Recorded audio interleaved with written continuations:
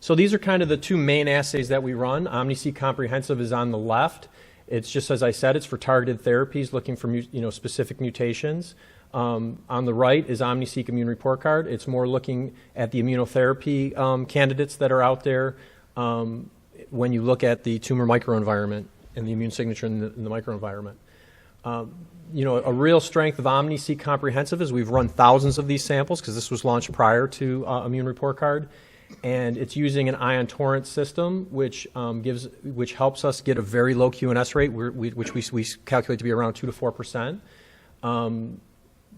This obviously covers mutations, copy number variances, and gene fusions. Our goal is to identify that right drug or right trial for every patient using this panel.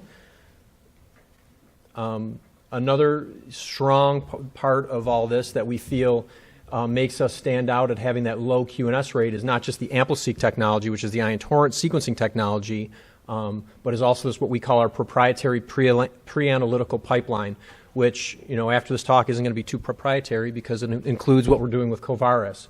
But really what you're seeing on the right-hand side is a typical slide that we may test in the laboratory, but many of the slides we get are more like the slide to the left, where it's a very scant amount of tissue, and that makes it very difficult to recover enough RNA and DNA to do all our NGS testing. And and for like IRC, it's a multi-analyte test, so there's other things that we do with this tissue.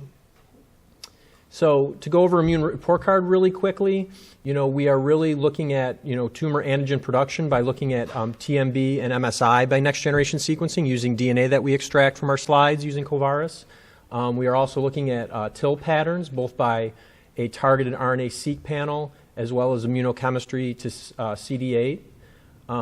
We are also looking at signaling using some more genes from our RNA-seq panel, but also FISH and IHC for PD-L1 and PD-L1, PD-L1-2 FISH.